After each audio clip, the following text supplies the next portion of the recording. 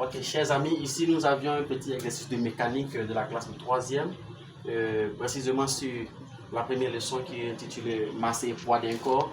Ici, l'exercice est donc proposé de la manière suivante. On nous dit qu'ici, soit un solide S de masse M égale à 10 kg posé sur une table en équilibre. Donc, le solide est en équilibre sur une table, sachant très bien que l'intensité de la pesanteur appelée G équivaut à 10 newtons par kilogramme. Et à l'échelle, on nous donne ici 1 cm correspond à 20 newtons comme équivalence de la valeur du poids. Alors la question, nous avons deux types de questions. La première question consiste donc à calculer le poids du solide. La deuxième question donc consiste à représenter cette force à l'échelle proposée. Alors pour y commencer, nous allons donc démarrer par la première question, c'est-à-dire nous allons chercher à calculer le poids du solide. Alors chers amis, avant d'y commencer, je souhaite que vous puissiez vous abonner massivement et aussi partager cette vidéo. Ok, c'est parti. Alors la première des choses que nous allons faire, c'est de déterminer le poids de ce solide.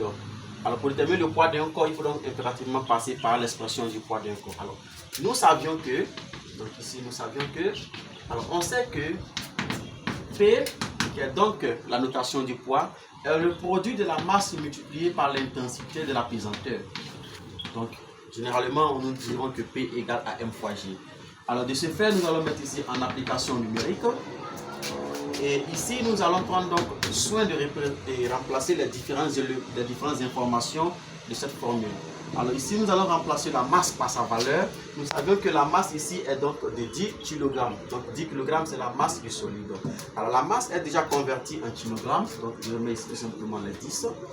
Et je multiplie alors cette valeur par l'intensité de la pesanteur qui est aussi 10. Donc finalement, P est égal. Donc la valeur du poids, c'est 10 multiplié par 10. Ce qui nous donne ici 100.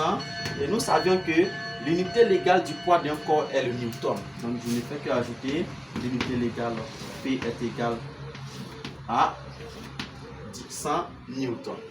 Alors dans la question numéro 2, on nous demande de représenter cette force à l'échelle 1 cm qui correspond à 20 newtons. Donc nous allons mettre ici représentation de P. Alors pour cela, on nous dit ici que le solide est posé sur une table. Donc en esquisse ici, je vais donc poser ma table de cette façon. Et au-dessus, je vais donc représenter le solide en question. Alors je suppose que le solide ici est une boîte de craie par exemple. Et de ce fait, nous allons donc faire sortir les diagonales de notre solide. Alors voici les diagonales du solide. Alors, à l'intersection de ces deux droites, nous avons ici un point de rencontre qu'on va appeler ici le centre de gravité G du solide.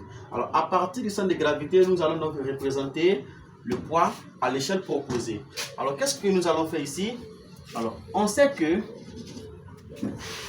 nous savions déjà que, donc on a deux points, P est égal à 100 newtons. Or, d'après l'information donnée, 1 cm correspond à 20 newtons. Alors si moi j'ai 100 newtons, cela donc me correspond à combien de centimètres? Soit la valeur de x à déterminer. Alors, lorsque nous opérons par le multiple de 3, ou par la règle de 3, nous verrons très bien que x est égal à 100 multiplié par 1 divisé par 20.